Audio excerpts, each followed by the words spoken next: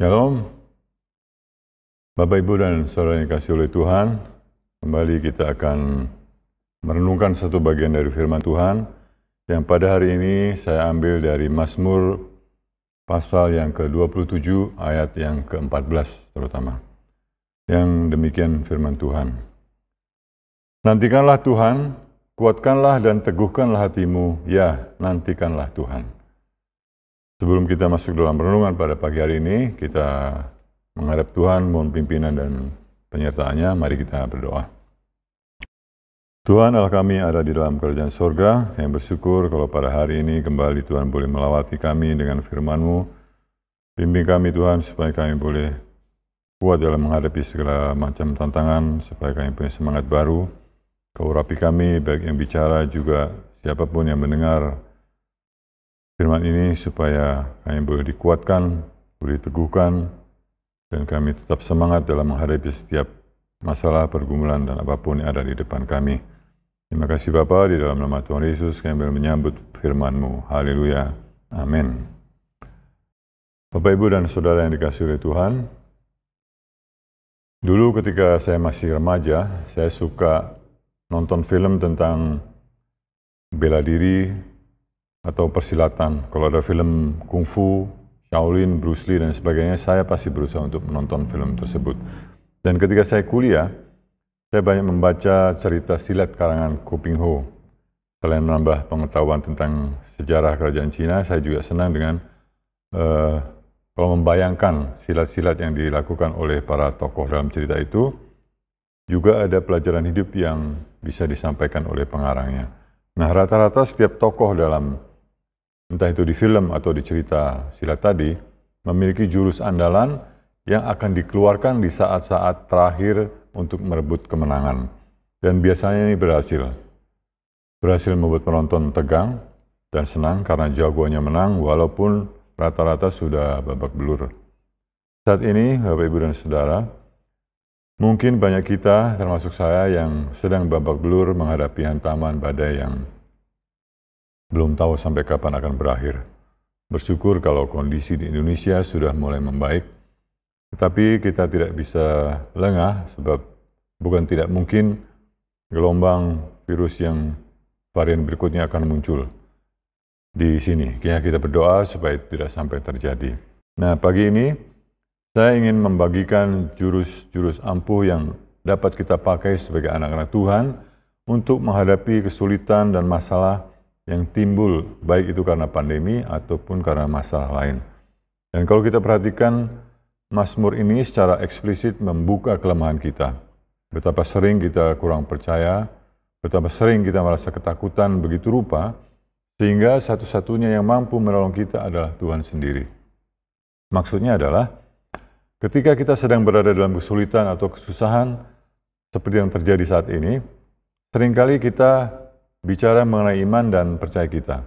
Kita sering memberi semangat satu dengan yang lain agar tetap beriman dalam menghadapi situasi seperti sekarang ini. Tetapi kenyataannya adalah bahwa kita cenderung melangkah menurut pikiran dan jalan kita sendiri, menurut kekuatan dan kemampuan kita sendiri.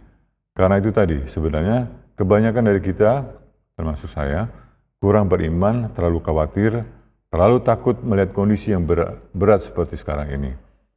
Mungkin kita masih bisa mengatakan bahwa kita punya iman yang cukup kuat, tetapi ketika kita dihadapkan pada kenyataan bahwa kita harus menunggu atau menanti jawaban Tuhan, disitulah seringkali kita harus mengakui kekalahan kita.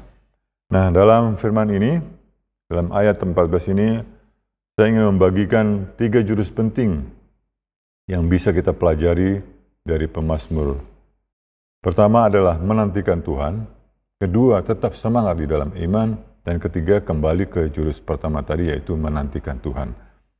Ketiga jurus ini bukan merupakan senjata terakhir, tetapi merupakan senjata utama bagi kita dalam menghadapi segala macam tantangan dan peperangan dalam bentuk apapun di dunia ini. Kiranya Roh Kudus menolong kita agar kita memahami firman Tuhan pada pagi hari ini. Yang pertama, nantikanlah Tuhan. Kita memang harus menantikan Tuhan, tetapi perlu diperhatikan di sini bahwa ketika kita menanti, kita tidak lalu diam dan pasif tanpa berbuat apa-apa. Sebaliknya, penantian itu harus kita lakukan secara aktif dan bersemangat, tetapi juga dengan kesabaran dan kerinduan yang sangat kuat, yang menunjukkan bahwa apa yang kita nantikan itu adalah sesuatu yang sangat berharga dan bisa memberikan kebahagiaan dan sukacita yang sangat besar. Lalu apa yang harus kita lakukan? Bapak, Ibu, dan Saudara yang dikasihi oleh Tuhan, saya percaya kita semua pernah melihat seorang pengemis yang berdiri di depan pintu rumah kita, atau mengetuk kaca mobil kita sambil mengulurkan tangan tanpa bicara apa-apa. Ini pengemis zaman now. Dengan badan yang masih kelihatan sehat, dengan gaya yang setengah memaksa, agar kita memberikan sedikit uang kepada mereka. Kalau dulu, seorang pengemis yang datang ke rumah-rumah akan dengan sopan dan memelas meminta uang sekedarnya kepada kita dengan sikap yang sangat menghormati dan menunggu belas kasihan kita. Sikap inilah yang harus kita lakukan ketika kita menghadap Tuhan atau menantikan Tuhan. Dan hanya Tuhanlah yang kita harapkan untuk bisa menolong kita. Artinya apa? Kita ini seperti seorang pengemis yang sedang membutuhkan pertolongan, dan Tuhan adalah satu-satunya yang sanggup memberikan apa yang kita perlukan. Jadi yang kita harus lakukan adalah secara aktif dan bersemangat kita tetap rendah hati berdoa kepada Tuhan dan berkeluh kesah kepadanya. Maka Tuhan akan menggenapi janjinya sesuai dengan waktu dan rencananya. Kita harus ingat bahwa posisi kita adalah sebagai peminta. Jadi kapan dikasih dan seberapa banyak kita akan dikasih, sepenuhnya menjadi pilihan dan keputusan dari Tuhan sebagai pihak yang memberi. Jadi jangan pernah memaksa Tuhan untuk menuruti kemauan kita. Itu sebabnya di dalam doa, seringkali kita diajarkan untuk mengakhiri dengan kata-kata, biarlah kehendak Tuhan saja yang jadi. Nah, ketika kita sudah terbiasa menunggu dan berdoa, maka kita akan maju lebih jauh lagi, yaitu menunggu petunjuk atau instruksi dari Tuhan. Menunggu di sini sama seperti seorang murid yang mendengar setiap kata-kata yang keluar dari gurunya. Sama seperti Maria yang duduk bersimpuh di kaki Tuhan Yesus, mendengar setiap perkataan yang diucapkan oleh sang guru pada waktu itu. Jadi selain berdoa, Bapak, Ibu, dan Saudara yang kasih Tuhan, mari kita selalu ambil waktu untuk membaca firman Tuhan atau mendengar firman itu diberitakan. Sekarang ini banyak di mana orang lebih banyak bekerja dan beraktivitas di rumah, banyak hamba Tuhan dan aktivis gereja yang membuat konten-konten menarik dan mendidik melalui channel-channel sosial media yang mereka miliki. Jadi, tidak ada alasan bagi kita untuk melewati hari-hari kita tanpa membaca atau mendengarkan firman Tuhan. Menanti di sini juga sama seperti seorang hamba menantikan perintah dari tuannya. Dengan diam dan sikap hormat menantikan tugas dan perintah apa yang hendak diberikan oleh tuannya untuk segera bisa dikerjakan dengan rasa bangga dan sepenuh hati. Karena memang kita harus berdiam sampai kita tahu apa maksud Tuhan, apa kehendak Tuhan yang harus kita lakukan. Itu sebabnya di dalam doa dan renungan kita tiap hari, kita bertanya Tuhan apa yang Tuhan kehendaki untuk kita lakukan pada hari ini. Kalau dulu dalam rumah kaum bangsawan terdapat banyak hamba-hamba dengan tugas dan tanggung jawab masing-masing.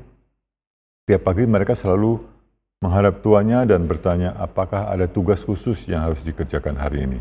Nah, inilah yang harus kita lakukan setiap hari, setiap pagi ketika kita bangun bersaat teduh di pagi hari. Selain mengucap syukur untuk istirahat kita sepanjang malam dan bisa bangun dalam kondisi yang sehat, kita juga harus bertanya kepada Tuhan apa yang Tuhan kehendaki untuk kita lakukan pada hari ini. Dan ini akan membawa kita pada perjalanan yang terarah di hari itu. Sama seperti seorang wisatawan yang menanti petunjuk guide ke arah mana yang akan kita tuju. Demikian juga ketika kita berdoa, Tuhan pasti akan menunjukkan jalan yang terbaik bagi kita. Mungkin bukan jalan yang paling cepat atau mudah, tetapi pasti yang terbaik. Jadi nantikanlah petunjuk itu supaya kita tidak salah arah. Kemudian menanti ini juga bisa kita ibaratkan seperti seorang anak kecil yang menantikan orang tuanya. Jika kita adalah orang tua, kita harus menerima kenyataan bahwa anak-anak kita akan sangat tergantung kepada kita. Ada banyak hal yang mereka butuhkan, banyak hal yang mereka perlukan, dan mereka beranggapan bahwa kita harus selalu siap untuk memenuhi setiap dan semua kebutuhan itu. Seorang anak kecil tentu tidak akan mampu memenuhi kebutuhannya sendiri. Anak kecil juga tidak akan mampu merencanakan masa depannya. Orang tuanya lah yang memenuhi kebutuhan dan merencanakan segala sesuatu demi kebaikan dan kepentingan sang anak. Mari kita menantikan Tuhan dengan sikap dan percaya penuh seperti seorang anak mengharapkan sesuatu dari ayah atau ibunya. Mereka dengan yakin berani berkata bahwa orang tuaku tahu persis apa yang aku butuhkan dan pasti akan memberikannya untukku. Sebab sudah menjadi orang tua untuk memenuhi kebutuhan anak-anaknya, sekaligus memimpin, membimbing, dan menyiapkan masa depan anak-anak tersebut. Inilah iman yang harus kita miliki ketika kita menantikan Tuhan, yaitu iman percaya bahwa Tuhan tahu persis apa yang kita butuhkan, apa yang terbaik bagi kita, dan akan memberikannya kepada kita pada saat yang tepat tanpa terlambat. Kita tidak dapat melihat hari esok. Kita juga tidak tahu apa yang akan terjadi dengan diri kita. Kita pun tidak tahu kapan pandemi ini akan berakhir. Kita tidak tahu bagaimana kita akan survive menjalani kehidupan di tengah kesulitan ini, tetapi kita yakin bahwa Tuhan tahu itu dan akan memberikan kita kelegaan dan kemenangan sesuai dengan waktu dan janjinya. Jadi demikianlah yang harus kita lakukan dalam posisi kita untuk menantikan Tuhan. Pelajaran yang kedua atau jurus kedua yang kita bisa ambil dari Mazmur ini adalah tetap semangat. Saya percaya belakangan ini sering kita mendengar kata-kata penyemangat ini, dan memang itulah yang harus kita lakukan. Menanti Tuhan dengan semangat dan menguatkan hati kita. Tuhan tidak mau diikuti oleh para pengecut. Tuhan mau agar kita sebagai anak-anaknya merupakan orang-orang yang pemberani, tidak lemah, dan tidak patah semangat. Ini masih ada hubungannya dengan menantikan Tuhan tadi. Kita tahu bahwa kita harus menunggu, tetapi sebenarnya kita tidak suka menunggu. Banyak orang berkata bahwa menanti adalah pekerjaan atau kegiatan yang sangat membosankan. Kita semua tahu itu. Dan seringkali kita tidak sabar ketika kita harus menanti dan menanti begitu lama. Kadang menanti orang membalas chat di WhatsApp, kita sudah kesal, tidak sabar. Intinya adalah kita adalah orang-orang yang tidak suka menanti. Tetapi pelajaran kita pagi hari ini mengajarkan kepada kita agar kita menantikan Tuhan. Mungkin kita bisa berkata kepada Tuhan, Tuhan, saya tahu harus menanti, tapi saya tidak suka menanti. Karena itu berikan kekuatan baru kepada saya agar saya bisa mempunyai semangat untuk menantikan jawaban dari Tuhan. Inilah yang kita perlukan, kekuatan dan keteguhan hati dari Tuhan yang akan memberikan kita semangat sehingga kita tidak salah dalam melangkah.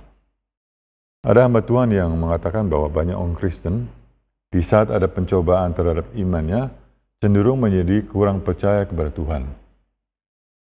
Kita lebih percaya pada diri kita atau insting kita, teman kita, atau hal-hal lain sehingga bukannya menantikan jawaban dari Tuhan, kita malah cenderung mengikuti keputusan dan kemauan kita sendiri.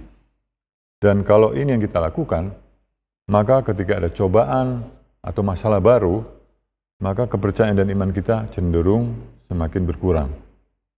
Sebab akhirnya kita terbiasa untuk mengandalkan diri kita sendiri. Sebaliknya, jika kita terbiasa mempercayakan segala sesuatunya kepada Tuhan, dalam menghadapi masalah apapun, kita akan lebih tenang sebab iman kita kepada Tuhan akan semakin meningkat.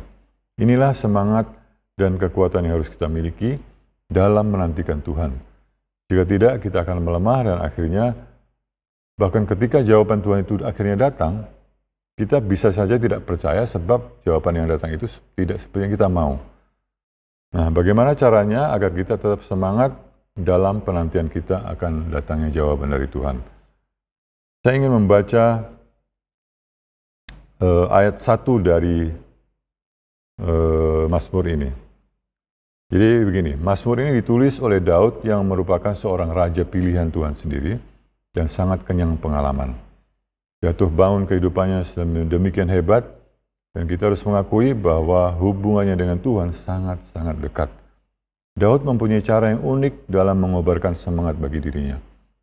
Kalau kita baca Mazmur-Mazmur yang ditulisnya, seringkali dia berkata atau bertanya kepada dirinya sendiri, yang semuanya dilakukan untuk menguatkan hati dan semangatnya setelah berbagai macam pencobaan, masalah, dan ancaman yang membahayakan nyawanya.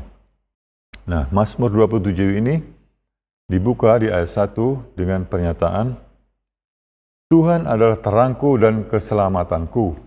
Kepada siapakah aku harus takut? Tuhan adalah benteng hidupku, terhadap siapakah aku harus gemetar?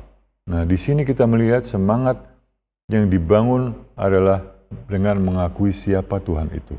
Artinya dia berpusat kepada Tuhan, bukan kepada kelemahan atau masalah yang ada dalam dirinya. Dia percaya bahwa Tuhanlah yang akan sanggup memberikan kekuatan kepadanya. Dan itu yang diakuinya. Yaitu bahwa Tuhan adalah terang, keselamatan, dan benteng hidup bagi dia dan bagi kita semua. Tuhan adalah terang, yang pertama. Terang adalah satu-satunya yang kita perlukan ketika kita sedang berada dalam kegelapan. Ketika mata kita tidak mampu melihat apa-apa yang ada di depan dan di sekitar kita, inilah yang kita perlukan, yaitu terang. Ini bentuk pengakuan bahwa ketika ada masalah, kesulitan, dan berbagai persoalan yang menyelimuti kita, sehingga kita benar-benar dalam posisi dan situasi yang sangat gelap, hanya Tuhanlah satu-satunya yang bisa kita andalkan untuk memberikan secercah harapan, jawaban, dan jalan keluar. Kemudian dia mengatakan bahwa Tuhan adalah keselamatanku, yang mempunyai arti bukan hanya menyelamatkan dari dosa, tetapi lebih jauh Tuhan membebaskan kita dari segala ketakutan, kegelisahan, dan kekhawatiran. Kemudian Tuhan adalah benteng hidup kita. Artinya kita mengakui bahwa kita bisa mengandalkan Tuhan sebagai satu-satunya tempat yang aman, tempat kita untuk berlindung ketika musuh sedang melancarkan serangan-serangan yang bahkan mematikan sekalipun. Artinya apa?